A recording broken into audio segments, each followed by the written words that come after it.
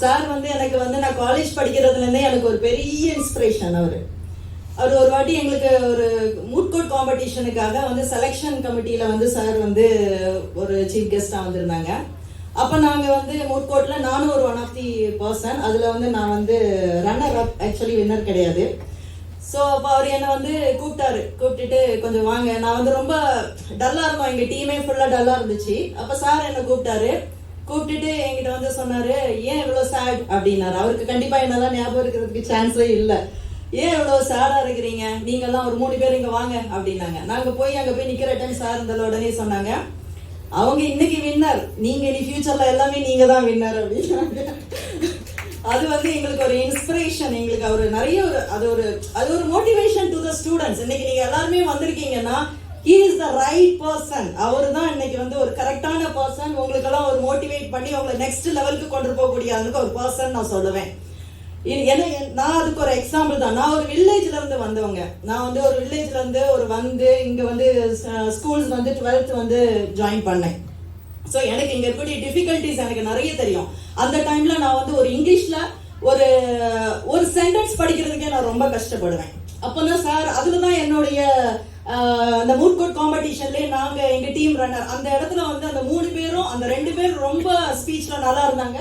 நான் தான் only person, என்னால் அந்த மூட் கோர்ட் காம்படிஷன் அவங்க 2 பேருக்கும் போச்சுது. பட் சார் வந்து பர்டிகுலராக என்ன கூப்பிட்டு சொன்னார், you have a bright future, இதெல்லாம் கிடையாது, இதுதான் ஸ்டெப்பிங் ஸ்டோன்ஸ் டு சக்ஸஸ் அப்படின்னு சொல்லி என்கிட்ட வந்து என்னை என்கரேஜ் பண்ணாரு. சாருக்கு அது ஞாபகம் இருக்காது, ஏன்னா நான் ஒரு லட்சக்கணக்கான ஒரு பக்தர்கள்ல ஒரு பக்தர் நான். அவ்வளவுதான் நான் சிம்பிளா சொல்லணும். ஆனா அதை விட ஒரு படினா அவர் இன்னைக்கு சிரிச்சுக்கிட்டு சந்தோஷமா ஒரு நிதியாசு நரசரா இருந்து அவரை அழகு பார்த்த ஒரு பெண்மணி இருக்காங்க, அவங்கதான் அவங்க மனைவி. அந்த மனைவின்னு ஒருத்தவங்க இல்லை அப்படின்னு சொன்னா சார் இன்னைக்கு இந்த லெவல்ல இருப்பாங்களாங்கிறது எனக்கு தெரியல. ஸோ அதை நான் வந்து எல்லா ஒரு ஆம்பளைங்களும் அதை அக்செப்ட் பண்ணணும்னு நான் விரும்புவேன் எப்பவுமே, எல்லா சைட்லையுமே. நான் வந்து நான் ஒரு ஃபீமேல் சொல்லிட்டு நான் வந்து நான் அதை பேச வரல. ஜென்ரலா ஒரு மேல், எல்லா மேலுக்கான சக்சஸ்க்கு பேக் சைடும் ஒரு ஃபீமேல் இருப்பாங்க. ஒரு ஃபீமேலோட சக்சஸ்க்கு எல்லா ஃபீமேலோட சக்சஸ்க்கு பேக் சைடும் ஒரு மேல் இருப்பாங்க. This is the concept. இங்க நான் சாரை பாக்குறேன், சார் பக்கத்துல மேடம் வந்து அமைதியா சைலண்டா உட்கார்ந்துட்டு இருக்காங்க. அவரை புகழ்ற டைம் அவங்க ஃபேஸ்ல கிடைக்கக்கூடிய அந்த ஒரு பிரைட்னஸ் நம்ம பாக்குற டைம் மனசுக்குள்ள அவ்வளவு சந்தோஷமா இருக்கு. ஏன்னா அவங்க வந்து மேட் பண்ண ஒரு பர்சன் தான் சார். குழந்தையா இருக்க டைம் பேரண்ட்ஸ் நம்மளை படிக்க வச்சிருவாங்க. அடுத்த 2வது ஸ்டேஜ் நீங்க வரும்போது வந்து நமக்கு ஹஸ்பண்டா ஒய்ஃபா அப்படின்னு வருவாங்க. ஸோ நெக்ஸ்ட் ஸ்டேஜ் அப்படின்னு வரும்போது கல்யாணம் ஆயிடுச்சுன்னு சொன்னா ஒரு மேல் ஆகட்டும் ஒரு ஃபீமேல் ஆகட்டும் செகண்ட் ஸ்டெப்புக்கு மேல போகணும் அப்படின்னு சொன்னா அதுக்கு முழு காரணம் நம்ம பேக் போன்ல இருக்கக்கூடிய ஒரு ஹஸ்பண்டோ ஒரு ஒய்ஃபோ மட்டும்தான் இருக்க முடியும். அதுதான் இதோடைய ஒரு கான்செப்ட். அதனாலதான் சார் கிட்ட நான் சொல்றேன், சார் நான் தப்பா நினைச்சுக்காதீங்க. ஸோ இது சார் வந்து நிறைய விஷயத்துல நான் அவரை வந்து மீட் பண்ணியிருக்கேன், நிறைய விஷயங்கள்ல நான் பார்த்துருக்கேன். ஆனால் சாருக்கு என்ன வந்து சுத்தமா ஞாபகமே இருக்காது. ஏன்னா சார் வந்து பாத்தீங்கன்னா அவர் வந்து ஒரு ஃபேமஸ் ஒரு ஜஸ்டிஸ்லேயே ஒரு ஃபேமஸ். அவர் என்னன்னு கேட்டீங்கன்னா அவர் வந்து அவருடைய ஜட்ஜ்மெண்ட்லாம் பாத்தீங்கன்னா ஒரு எக்ஸம்பிளரியா இருக்கும், ஒரு எத்திக்ஸ் இருக்கும். அவர் வந்து சட்டத்தை மட்டும் பின்பற்றி ஒரு ஜட்ஜ்மெண்டா நான் கொடுத்து நான் பார்த்ததே கிடையாது. அவரோட ஜட்ஜ்மெண்ட்ஸை நான் நிறைய ஃபாலோ பண்ணியிருக்கேன். இன்னைக்கு நான் இங்க நிக்கிறதுக்கு ஒரு முக்கியமான ஒரு ரீசன் அவருடைய ஜட்ஜ்மெண்ட்ஸை நான் ஃபாலோ பண்ணது கூட ஒரு ரீசன் நான் சொல்ல வருவேன் சார். ஏன்னா நீங்க உங்களோட ஜட்ஜ்மெண்ட்ஸ் நான் பாக்குற டைம் நீங்க எல்லாமே வந்து பாத்தீங்கன்னா மகாபாரதம், ஒரு பகவத்கீதை, ஒரு எப்படி பாத்தீங்கன்னா ஒரு புராதன அடிப்படையிலேயே வந்து அவர் வந்து அதுல அவருடைய மனித நேயம் மனிதாபிமானம் நிறைய தெரியும். அதெல்லாம் நாங்க பார்த்து படிச்சோம். நான் வந்து ஜென்ரலி நான் படிக்கிற டைமே சொல்றேன், இல்ல சாரோடைய இது எனக்கு ஜட்ஜ்மெண்ட்ஸ் கொடுங்கன்னு சொல்லி நான் கேட்டு வாங்கி படிச்சு நான் நிறைய விஷயங்கள்ல வந்து நான் ஃபாலோ பண்ணி இன்னைக்கு இந்த லெவல்ல நிக்கிறேன்னா அதுக்கு அவர் சார் ஒரு ஒன் ஆஃப் தி ரீசன் எனக்கு. ஸோ இது வந்து சாரை பத்தி நான் சொல்லணும்னு சொல்லிட்டு இங்க பர்டிகுலரா நான் இந்த ஒரு ரீசனுக்கு இங்க வந்திருக்கேன். செகண்ட் திங் வந்து என்னன்னு கேட்டீங்கன்னா அவர் வந்து ஒரு ஸ்டூடெண்ட்ஸ்க்கு வந்து அவருக்கு குழந்தைங்கன்னா ரொம்ப பிடிக்கும். அவர் வந்து ஹீஸ் எப்படி சொல்றது ஒரு ஸ்டூடெண்ட்ஸ் ஆகட்டும் ஒரு மகளிர்கள் ஆகட்டும் இது எல்லாம் பாத்தீங்கன்னா அவருக்கு ஒரு ரெஸ்பெக்ட் தனியா இருக்கும் அவங்க கிட்ட. அது எப்படி நம்மளால சொல்ல முடியாது. ஒருத்தங்க நம்ம போறோம்னு சொன்னா அது தன்னாலே ஒரு மகளிரா இருந்தா அதுக்கான ஒரு கைண்ட்னஸ் அவங்களுடைய சைட்ல இருந்து அவங்களுடைய டிஃபிகல்ட்டிய பார்த்து கூட இருக்கக்கூடிய ஜட்ஜஸ் கூட கம்ஃபர்டபுளா ஃபீல் பண்ணக்கூடிய ஒரே ஹியூமன் பீயிங் அவர் தான். அவரு நிறைய ஜட்ஜ்மெண்ட்ஸ்ல இந்த பகவத்கீதையை நிறைய கோட் பண்ணுவாரு. சோ பகவத்கீதையோட கிருஷ்ணருடைய ஒரு ஜட்ஜ்மெண்ட்ல வந்து அவர் சொல்லியிருப்பாரு. கிருஷ்ணர் வந்து சொல்லுவாரு, நீ வந்து தவறு செஞ்சிருக்க, ஓகே நான் ஒத்துக்கிறேன், பட் அதே நேரத்துல அந்த தவறின் அடிப்படையை நீ பார்க்கும்போது அந்த தவறு தவறில்லாத மாதிரி தெரிகிறது. சட்டப்படி இது தவறாக இருந்தாலும் நியாயப்படி இது சரியாக தெரிகிறது அப்படின்னு சொல்லிட்டு அவங்களுக்கு கொடுக்க வேண்டிய எல்லா அதை ஜட்ஜ்மெண்ட்ஸ் அதை பேஸ் பண்ணியே அவர் கொடுப்பார். மனிதாபிமானம் உள்ள ஒரு மகா பெரிய மனிதர் அப்படிதான் நான் சொல்லுவேன். ஏன்னு கேட்டீங்கன்னா இன்னொரு விஷயம் அவரை பத்தி நான் வந்து உங்ககிட்ட சிம்பிளா ஒரு விஷயம் சொல்லிக்கணும்னு ஆசைப்படுறேன். அவர் வந்து பாத்தீங்கன்னா நம்ம வந்து தர்மர் நம்ம கேள்விப்பட்டிருப்போம். சோ தர்மர் வந்து நீதிக்கு மறுபெயர் யாருன்னு கேட்டீங்கன்னா நம்ம தர்மர் சொல்லுவோம். எல்லாருக்குமே தெரியும் தர்மர் யாருன்னு சொன்னா. சோ இன்னைக்கு நம்மளுடைய இந்த உலகத்துல வாழ்ந்துகிட்டு இருக்க நம்ம கண் முன்னாடி வாழ்ந்துட்டு இருக்கக்கூடிய ஒரு மனிதர் நம்ம கற்பகம் விநாயகர் சார். அவர் பேரை சொல்றது கூட நமக்கு எந்த தகுதி, எனக்கு தகுதி இல்லைன்னு நான் நினைப்பேன். பட் வேற வழி கிடையாது. அந்த நிதியரசர் பேரை நான் சொல்றதுக்கு நான் ரொம்ப பெருமைப்படுறேன். இன்னைக்கு ஸ்டூடெண்ட்ஸ் எல்லாரும் வந்திருக்காங்க. ஆனா சார் வந்து இன்னைக்கு மீட்டிங்ஸ் அட்டன் பண்றதுக்கான நான் நக்கீர சங்கத்துக்கு மூலமா பண்ற டைம்லயும் என்ன மீட்டிங், குழந்தைங்களா நான் வரேன், மத்த எந்த விதமான ஒரு ஆடம்பரத்திற்கும் விரும்பாத ஒரு மனிதர் நம்ம ஜஸ்டிஸ் மாண்புமிகு கற்பகம் விநாயகர் சார் அவரு. அவ்வளவுதான் நான் சொல்லுவேன். இது அவரை பத்தி சொல்லணும்னா நிறைய சொல்லிக்கிட்டே இருக்கலாம். இன்னைக்கு ஃபுல்லா நான் பேசிக்கிட்டே இருப்பேன் நான். ஸோ இன்னொரு விஷயம் என்னன்னு கேட்டீங்கன்னா, என்ன பத்தி உங்களுக்கு எல்லாரும் ஒரு மோட்டிவேஷனல் ஸ்பீச்னு சொல்லி பாஸ்கர் சார் சொன்னாரு. நான் வந்து யாரோட கதையை எடுக்கல. ஸோ என்னோட கதையை நான் எடுத்துக்கிறேன், ஓகேங்களா? நான் வந்து ஒரு வில்லேஜ்ல பிறந்தேங்க. நான் ஒரு ரொம்ப ஒரு ஆர்டினரி வில்லேஜ்ல பிறந்தேன். நான் 12th கொண்டு வந்து இங்க என்ன வந்து ஸ்கூல்ல கொண்டு வந்து எங்க பேரண்ட்ஸ் எல்லாம் சேர்ந்து இங்க வந்து எடுத்து என்ன கொண்டு சேர்த்து விட்டாங்க. நான் 12th படிக்கிற டைம் ஒரு இங்கிலீஷ் மீடியம். எங்க ஊர்ல எல்லாம் பாத்தீங்கன்னா இங்கிலீஷ கூட தமிழ்ல சொல்லி கொடுப்பாங்க. எப்படி இங்கிலீஷ கூட தமிழ்ல சொல்லி கொடுப்பாங்க. அந்த மாதிரி ஒரு ஸ்கூல் பேஸ்ல இருந்து நான் வந்திருக்கிறேன். எனக்கு ஒரு சென்டென்ஸ் வந்து இங்கிலீஷ்ல பேச தெரியாது. எனக்கு அங்க ஒரு இங்கிலீஷ் டீச்சர்ஸ்க்கும் அவ்வளவு ஃபைட் டக்கா பாரு. எனக்கு நான் ஒரு நாளைக்கு கிளாஸ் எடுத்துட்டு இருக்காங்க, மேம் எனக்கு ஒண்ணுமே புரியல, நீங்க வந்து இந்த இங்கிலீஷ தமிழ் எடுத்துற வாட் நான்சென்ஸ் என்று சொல்றாங்க. என்ன இங்கிலீஷ தமிழ் எடுக்கணுமா? இதெல்லாம் எங்களுக்கு அந்த பழக்கெல்லாம் கிடையாது, நாங்கெல்லாம் எடுக்க முடியாது அப்படின்னு. You shameless girl get out அப்படின்னாங்க.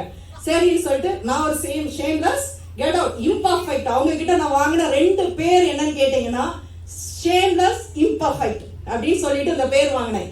அவங்க நான் படிச்சு முன்னேறி அப்படி ஏதோ நான் ஒரு லா காலேஜ்ல வந்து ஜாயின் பண்ணி நான் உங்களை மாதிரி ஆளுங்க ஒருங்களை மாதிரி பர்சனை ஒரு இன்ஸ்பிரேஷனா வச்சு எப்படியும் வந்து கொஞ்சம் நல்ல ஃபர்ஸ்ட் மார்க் வாங்கி நான் வெளியில வந்துட்டேன் சார் நான். அப்புறம் அது வெளியில வந்ததுக்கு அப்புறம் கொஞ்சம் ஒரு 4 years கழிச்சு இந்த சேம் டீச்சர் வந்து என்கிட்ட வந்து ஒரு அப்பாயின்மெண்ட் என்னோட பிஏ மூலமா வாங்கி வராங்க. அவங்க வந்து அங்க சடனா அங்க வந்து நிக்கிறாங்க. அவங்களுக்கு என்ன தெரியாது, ஏன்னா நான் வந்து ஒரு ஷேம்லெஸ். அவங்களுக்கு வந்து எப்படி ஞாபகம் இருக்கும், ஒரு பர்டிகுலரா ஒரு நல்ல படிக்கிற பசங்கன்னா டீச்சர்ஸ்க்கு ஞாபகம் இருக்கும். நான் தான் அந்த கிளாஸ்லயே லாஸ்டா இருப்பேன், அப்புறம் எப்படி என்ன ஞாபகம் இருக்கும். ஸோ ஷேம்லெஸ் இம்பர்ஃபெக்டான ஒரு பர்சன்.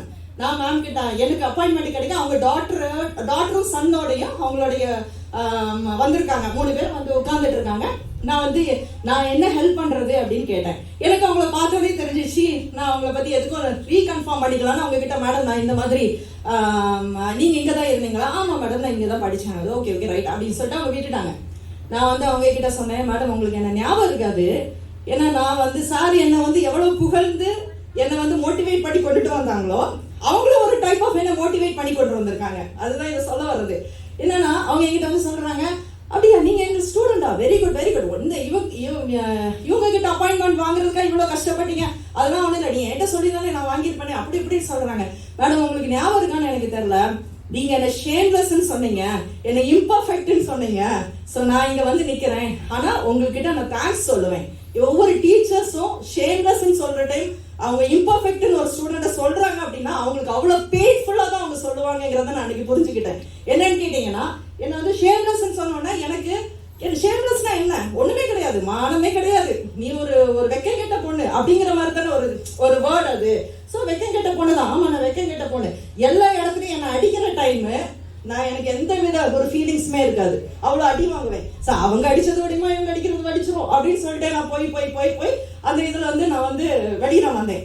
இம்பர்ஃபெக்ட்ல வந்து இம்பர்ஃபெக்ட், டோட்டலி இம்பர்ஃபெக்டா இருக்கிற டைம் அந்த இம்பர்ஃபெக்ஷன்ல இருந்து பர்ஃபெக்ஷன் ஆகிறதுக்கு என்னெல்லாம் வழி இருக்குதோ அதெல்லாம் நான் வந்து பார்க்க ஆரம்பிச்சேன். ஸோ ஷேம்லெஸ்ல இருந்து ஷேம்ஃபுல் ஆனேன்.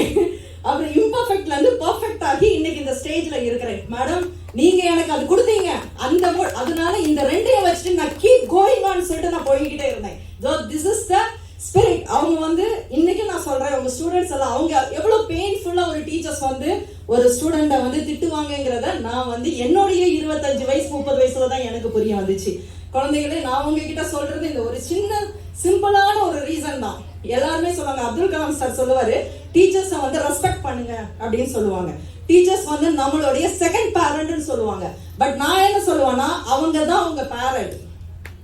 புரியுதுங்களா? அவங்க தான் உங்க பேரண்ட். ஏன்னா உங்களுடைய முக்கியமான மேக்ஸிமம் டைம்ஸை நீங்க ஸ்பெண்ட் பண்ணக்கூடிய இடம் வந்து என்னன்னு கேட்டீங்கன்னா உங்களுடைய ஸ்கூல்ஸ். நீங்க படிக்கணும். நான் படிக்க கூடாதுன்னு சொன்னதுன்னா நான் அவர் தப்பா வந்து அதை வந்து மாத்தி சொல்லியிருக்காரு. நான் படிக்க கூடாதுன்னு சொல்ல, கஷ்டப்பட்டு படிக்காதீங்க, எல்லாரும் இஷ்டப்பட்டு படிங்கன்னு சொன்னேன். So this is the word I use there. But என்னன்னா அது வந்து கொஞ்சம் வேற மாதிரி ட்விஸ்ட் ஆகி நான் படிக்கக்கூடாதுன்னு சொல்லிடுவாங்க. ஸோ டீச்சர்ஸ் எல்லாரும் நாளைக்கு கொடியை பிடிச்சிட்டு எனக்கு அகேன்ஸ்டா வந்துருவாங்க. ஸோ அது இல்லை, கஷ்டப்பட்டு படிக்காதீங்க, இஷ்டப்பட்டு படிங்க அப்படின்றது தான். ஏன்னா அந்த ஒரு இஷ்டப்பட்டு படிக்கிற டைம் வந்து என் பையன் சொல்லுவான் என்கிட்ட, அம்மா எனக்கு இந்த சினிமா பாட்டெல்லாம் நல்ல ஞாபகம் இருக்குமா, ஆனால் சயின்ஸ் ஒண்ணுமே தெரிய மாட்டேங்குதுமா, சினிமா பாட்டு மாதிரி எனக்கு சொல்லிக் கொடுமான்னு குட்டி பிள்ளையா இருக்கட்டும் என்கிட்ட சொல்லுவான். ஸோ நான் அவனுக்கு கூட உட்காந்து அந்த சினிமா பாட்டு கூட ஏதாவது ஒரு ரீசன் வச்சு எடுத்து அவனுக்கு நான் சொல்லி கொடுத்துருக்கேன். இன்னைக்கு அவன் அண்ணா யூனிவர்சிட்டியில ஃபர்ஸ்ட் இயர் படிக்கிறான். ஸோ அது என்னன்னு கேட்டீங்கன்னா, அந்த குழந்தைங்களுக்கு கூட போய் அப்படி நம்ம வந்து சொல்லி கொடுக்குற ஒரு விதம் ஒரு டீச்சர்ஸ். இன்னொரு டீச்சர்ஸ் என்ன மாதிரி ஹர்ட் பண்ணி வளர்த்து விடுற டைம் அவங்க கண்ணில் நான் பார்த்த சந்தோஷத்துக்கு ஒரு ஈடே கிடையாது. ஸோ அன்னைக்கு என்ன வந்து அவங்க ஹர்ட் பண்ணாங்க, என்னை கஷ்டப்படுத்தினாங்க. ஸோ இன்னைக்கு நம்ம வந்து பெரிய லெவல்ல வந்து நிக்கிற டைம் நான் வந்து கனவு, எனக்கு எங்க அப்பா என்கிட்ட கேட்பாரு ஒரு விஷயம் எப்பவுமே, டேய் நீ தான் நல்ல ஒரு லெவலுக்கு வந்துட்டியே, இதுக்கப்புறம் உனக்கு என்னடா வேணும் அப்படின்னு எங்க அப்பா என்கிட்ட கேட்பாரு. நான் சொல்லுவேன், ஏன்னா இது வந்து சார் என்கிட்ட சொன்ன ஒரு விஷயம், அதை நான் எனக்கு சொல்றேன். என்கிட்ட சொல்லுவாரு, அதாவது என்னுடைய இது வந்து என்னுடைய ஆசை என்னன்னு கேட்டீங்கன்னாப்பா, மை லிமிட் இஸ் ஸ்கை. நான் எவ்வளவு நாளும் எனக்கு அது அடக்கமே கிடையாது. எனக்கு எவ்வளவு ஓடணுமோ நான் அவ்வளவு ஓடுவேன். லிமிட் இஸ் ஸ்கை அப்படின்னு சொல்லி கொடுத்தது வந்து சார் வந்து எங்களுடைய இடத்துக்கு வந்து எங்களுடைய காலேஜ்ல வந்து அவர் கொடுத்த ஸ்பீச்ல இதெல்லாம் வந்து அவர் சொன்னது எனக்கு இன்னும் ஞாபகம் இருக்கு. சார் ஒண்ணு இதெல்லாம் வந்து என்னுடைய நான் சாரை பாக்குற டைம் சாருக்கு இன்னைக்கு வந்து ஒரு எந்த கூட்டத்துல வச்சு நான் சாருக்கிட்ட ஒரு மன்னிப்பு கேட்டுக்கணும். இன்னைக்கு 10:30க்கு ப்ரோக்ராம், நான் ஒரு 12:30க்கு வந்தேன். அதுக்கு ஒரே ரீசன் என்னன்னு கேட்டீங்கன்னா, நான் கொஞ்சம் சாய்பாபா பக்தர் சார். நான் ஒரு 2 hours மௌன விரதம். சாருக்கிட்ட வந்தா என்கிட்ட பேசணும். நான் சாரை பார்த்தேன்னா நான் அவர்கிட்ட ஒரு பேசணும். எனக்கு பேசாம இருக்கிறது எனக்கு என் மனசுக்கு வந்து எனக்கு ஒத்து போகல. அதுக்காக 2 hours இங்க வெயிட் பண்ணி நின்றுட்டு இங்க வந்து நான் 12:30க்கு இங்க வந்து ரீச் ஆனேன் sir. Very sorry for that. So இன்னொரு விஷயம் என்னன்னா, குழந்தைங்களுக்கு இன்னொரு சின்ன ஒரு விஷயம் சொல்லிடுறேன். நம்மளாம் சொல்றோம்ல, நம்மளாம் பேரண்ட்ஸ் சொல்றோம்ல, பேரண்ட்ஸ்க்கெல்லாம் நாங்க பேரண்ட்ஸ் எங்களுக்கு எல்லாமே தெரியும், உங்களுக்கு என்ன தெரியும் அப்படின்னு நம்ம கேட்கிறோம். ஆனா குழந்தைங்களுக்கு தெரியிற விஷயத்துல 10% நமக்கு தெரியாது. இதை ஒத்துக்கணும். இன்னைக்கு குழந்தைங்க இருக்கக்கூடியதுல வந்து அவங்களுக்கு இருக்கக்கூடிய பிரில்லியன்ஸ் இல்ல, பேரண்ட்ஸ்க்கு ஒண்ணுமே தெரியாது. அவ்வளவுதான். ஒரு 10% நீங்க வந்து ஏதாவது ஒரு சப்ஜெக்ட் பத்தி குழந்தைங்கள்ட்ட கேளுங்க, அவங்க ஃபிங்கர் டிப்ஸ்ல வச்சுப்பாங்க. நம்மளுடைய ஜெனரேஷன் நம்ம ஏன் வந்து பெற்றோர் சொல்றாங்க, அவங்க கிட்ட இருந்து நாலேஜ் பெறதுக்காக தான் நமக்கு பெற்றோர். நமக்கு பேரே அதுதான், பெற்றோர்ங்கிற பேர் வந்து நம்ம நாலேஜ் கெயின் பண்ணோம் அவங்க கிட்ட இருந்து. குழந்தைங்கனாலும் சரி, குழந்தைங்க சொல்றது நம்மளும் பேச்சு கொடுத்து கேட்டோம்னா குழந்தைங்க தன்னாலே நம்ம பேச்சை கேட்டுட்டு வருவாங்க. குழந்தைங்களுக்கு வந்து ஒரே ஒரு விஷயம் என்னன்னா, அவங்களுக்கு அவங்க போக்குல விட்டு அவங்கள அப்படியே பிடிக்கணும். அது ஒண்ணுதான். அவங்கள கொஞ்சம் ஃப்ரீயா விடணும். அவங்க வந்து படிக்கிறத வச்சு நம்ம திணிக்க கூடாது. நான் வந்து திணிப்புக்கு நான் ஜஸ்ட் அகேன்ஸ்ட் பர்சன்.